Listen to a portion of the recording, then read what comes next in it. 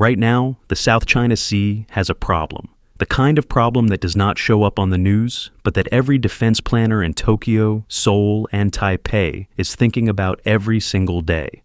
The USS Gerald R. Ford and the USS Abraham Lincoln are both in the Persian Gulf. Two of America's 11 aircraft carriers, sitting in one narrow body of water, pointed at Iran. The USS Ronald Reagan is in a maintenance dock in Washington state. The USS Nimitz was supposed to retire in May, but got a last-minute extension because the Navy ran out of options. And the USS John F. Kennedy, the carrier that was supposed to replace the Nimitz, will not be ready until 2027 at the earliest. That leaves the Pacific with a gap, not a small one. Brian Clark, a naval analyst at the Hudson Institute, said it directly. With two carriers in Central Command, there is already a gap in Indo-Pacific carrier presence. That gap has a name now. Analysts are calling it the Pacific Void. China is watching. Beijing has been watching every ship movement, every weapon fired, every day the carriers stay in the Gulf. China does not have to do anything for the Pacific Void to matter. It just has to exist. By the end of this video, you will understand three things. First, exactly what moved from the Pacific to the Gulf, and what got left behind. Second, why the Iran war is not just draining ships, but draining the specific weapons the US would need if China ever made a move on Taiwan. Third, why Beijing has not done anything yet, and what would have to change for that calculation to shift. Start with what actually happened when Operation Epic Fury began on February 28th. The USS Abraham Lincoln had been on a scheduled deployment to the Western Pacific as part of the U.S. 7th Fleet. The 7th Fleet is the Navy's biggest forward fleet. It covers the Western Pacific and the Eastern Indian Ocean, Japan, the Philippines, the Taiwan Strait. All of it falls under 7th Fleet. The Lincoln was supposed to be there, doing what American carriers have done in the Pacific for 70 years.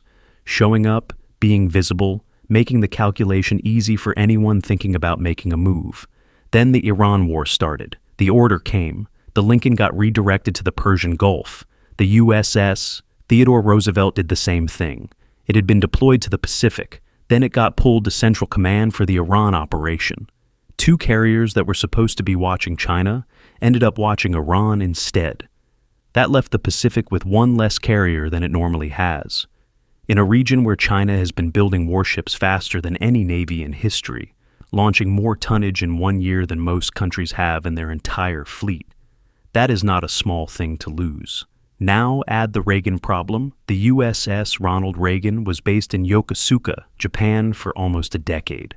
It was the only aircraft carrier permanently based outside the United States, Japan, the edge of the Pacific, right next to China, right next to the Taiwan Strait, right where the United States needs a carrier to be. In August 2025, the Reagan went into a 17-month maintenance overhaul at Puget Sound Naval Shipyard in Washington State. That overhaul is scheduled to finish in late 2026. The Reagan has not been in the Pacific since the summer of 2025. Its replacement, the USS George Washington, took over the Japan base. But the George Washington is an older ship, and the transition period left a coverage window that every Chinese naval planner noted. Then add the Nimitz situation. The USS Nimitz is 50 years old. It was the oldest active aircraft carrier in the world. It was scheduled to be decommissioned in May 2026. The Navy had planned for this. The plan required the USS John F. Kennedy, the second Ford-class carrier, to be ready on time. The Kennedy is not ready on time. It has been delayed to 2027. So, without the Nimitz, the Navy would drop from 11 carriers to 10. The law says the Navy must keep at least 11 carriers. So, in March 2026, with two carriers already committed to the Iran war, the Navy made a decision. They extended the Nimitz's service life to March 2027. The ship that was supposed to retire is now the backup plan for an 11-carrier fleet running out of carriers. That is 3 separate problems hitting at the same time. 2 carriers redirected to Iran, the Reagan in dry dock, the Nimitz on life support, and the Kennedy not ready. The Pacific, which the Pentagon has called its priority theater for years, is running on fewer ships than planned. Here is where it starts to matter for something bigger than ship counts. The Iran war is not just using ships, It is burning through weapons, specifically Tomahawk cruise missiles. The United States has fired hundreds of Tomahawks in Operation Epic Fury, 15,000 total strikes confirmed, with cruise missiles making up a significant portion. Each Tomahawk costs about $2 million. The U.S. stockpile of Tomahawks is not unlimited. It never was. Replacing them takes time. The factories that build them run at a set pace and cannot simply double production overnight. Defense officials confirmed in a closed briefing to Congress in early March that weapons stockpile questions were being raised at the highest levels of government. The senators in that briefing were not told everything, but enough was said that the concern became public. Here is the connection to Taiwan. The war plan for defending Taiwan, the military plan that the U.S. Pacific Command has been refining for years, depends heavily on Tomahawk missiles. Not just a few, a lot. Hundreds of them fired by submarines, surface ships, and aircraft simultaneously at Chinese warships and amphibious landing vessels if China ever tries to cross the Taiwan Strait with troops. The missiles are not interchangeable with other weapons. You cannot replace a Tomahawk with a different weapon and get the same result at the same range. If the stockpile is low from the Iran war, the math for a Taiwan defense scenario gets worse. Not impossible, worse. And in military planning, worse matters. Japan noticed this.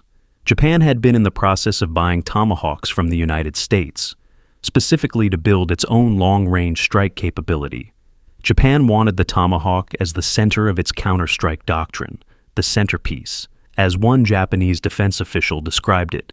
In May 2026, the U.S. delayed those deliveries. Not canceled, delayed. But the delay sent a signal. If the U.S. cannot deliver Tomahawks to Japan on time because the Iran war is eating through production, the joint U.S.-Japan deterrent against China has gotten slightly weaker. A Japanese defense analyst put it directly. The delay will almost inevitably erode the joint deterrent against China still further. And it is not just missiles. It is the pilots, the maintenance crews, the mechanics and technicians who keep carrier aircraft flying. The carrier air wings that have been flying combat sorties over Iran for months on end. An aircraft carrier air wing has a limited number of flight hours before the aircraft needs serious maintenance. The planes on the Ford and the Lincoln have been flying hard since February. That wear adds up in ways that do not show up on a press release, but that every squadron commander knows exactly. When those carriers eventually redeploy somewhere else, when the Iran situation eventually resolves, the air wings go with them. But the planes will need significant work before they are ready for another high-intensity operation. That recovery time is real. It takes months, sometimes longer. The head of U.S. Indo-Pacific Command, Admiral Samuel Papero, told a Senate hearing in April that drones have made warfare much more costly for the attacking side. He was talking about what the U.S. learned in Iran, but he was also sending a message about Taiwan. The Iran experience, drones, mines, asymmetric weapons, the cost of fighting in confined shallow water, is directly relevant to the Taiwan Strait scenario. The Strait of Hormuz is also narrow. China also has drones. China also has mines. China also has shore-based anti-ship missiles. The lesson the U.S. military is learning in the Persian Gulf is the same lesson it would have to apply in a potential conflict with China. The problem is that learning the lesson while the Pacific is short on carriers is not the ideal sequence. Now stop and look at China's side of the calculation, because Beijing has been watching every part of this, and not just watching, studying. The People's Liberation Army has analysts whose only job is to track American military operations around the world and extract lessons. The Iran war has given them more material than any conflict in the past 20 years. Every decision the U.S. Navy made, which ships to send, how to set up the carrier strike group formation, how to run the blockade, what the UNREP operations look like, where the vulnerabilities showed up. All of it is being logged, analyzed, and fed into Chinese war planning for a potential Taiwan scenario. China has not made a move on Taiwan. There has been no escalation in the South China Sea beyond normal patterns. No military action. No blockade. Nothing dramatic.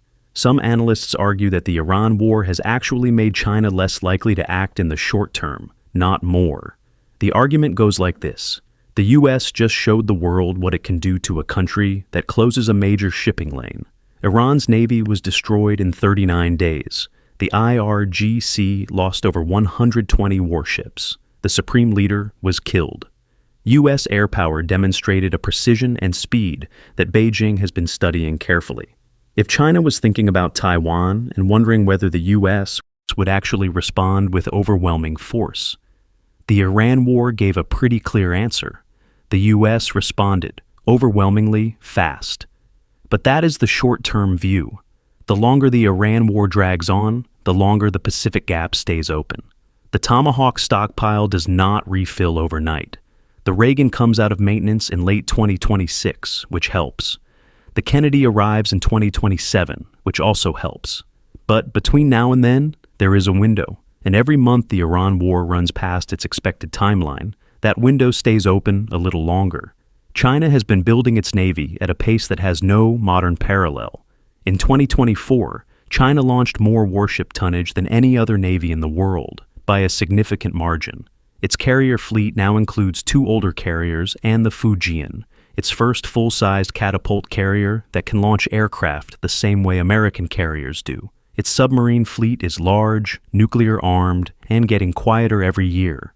Its shore-based missile systems, the DF-21D and the DF-26 anti-ship ballistic missiles, which the Pentagon calls carrier killers, are specifically designed to threaten American aircraft carriers at ranges of up to 3,000 kilometers. These are not defensive weapons. They are built to stop a carrier strike group from getting close enough to matter. The People's Liberation Army Navy has been watching American carrier operations in the Persian Gulf with one specific question in mind: where are the gaps? Brandon Weichert of 1945 described what China is learning from watching the Iran war. Every tactical detail, how the carrier strike groups are organized, how UNREP operations work, where the vulnerabilities are, what the response time looks like, is being studied by Chinese military planners.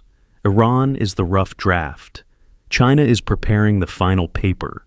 None of this means China is about to attack. The situation in the Taiwan Strait is complicated by economics, diplomacy, and domestic Chinese politics in ways that make a simple military adventure very difficult. China depends on global trade routes just like everyone else. A war over Taiwan would disrupt those routes immediately.